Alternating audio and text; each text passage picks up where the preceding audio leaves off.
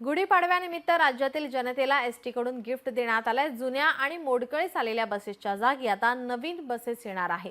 परिवहन मंत्री प्रताप सरनाईक यांनी लोकशाही मराठीला सांगताना ही माहिती दिलेली आहे। आता एसटी मंडळाकडून नवीन बसेस येणार आहेत। प्रताप सरनाईक नेमकं काय म्हणाले आपण ऐकूयात। परिवहन मंत्री प्रताप सरनाईक आपल्या सोबत आहेत।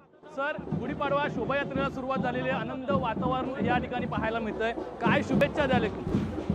ठाण्यातली ही शोभायात्रेचं हे 25वे वर्ष आहे आणि ठाणे शहराची ही संस्कृती आहे। डोंबिवली असो किंवा ठाणे असो, या शोभायात्रेच्या माध्यमातून हिंदू जनजागृती करण्याचं काम कोपनेश्वर मंदिर ट्रस्ट करत असतं। या 25व्या वर्षी बघा किती आनंदाच्या वातावरणामध्ये सगळे सहभागी झालेले आहेत। राज्यातील प्रत्येक क्षेत्रामध्ये काम करणारी लोक ह्या ठिकाणी आपल्या हिंदू संस्कृतीचं दर्शन ठरवतात। प्रामुख्याने मराठी संस्कृतीचं दर्शन असतं आणि राज्याचे मुख्यमंत्री म्हणून आणि आता उपमुख्यमंत्री म्हणून एकनाथ शिंदे साहेब गेल्या अनेक वर्षापासून यामध्ये सहभागी होत असतात। आम्ही त्यांचे सहकारी म्हणून सहभागी होत असतो आणि प्रामुख्यानं आज गुढीपाडवा म्हणजे 3.5 मुहूर्तांपैकी एक मुहूर्त मानला जातो आणि ह्या गुढीपाडव्याच्या पहिल्या दिवशी मराठी नववर्षाच्या सुरुवातीच्याच काळामध्ये आम्ही कोपेश्वर मंदिराचं दर्शन घेऊन आम्ही शोभायात्रा काढत असतो। मी आजच्या दिवशी आपल्या लोकशाहीच्या माध्यमातून सर्व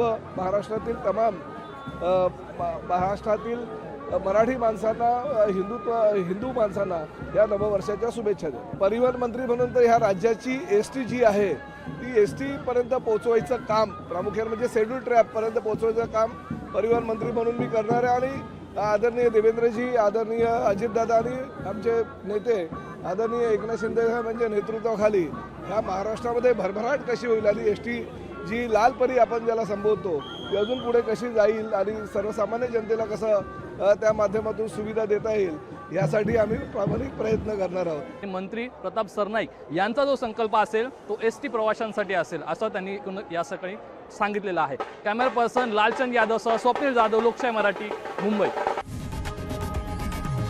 लोकशाही मराठी ऐका, पहा, जागरूक रहा।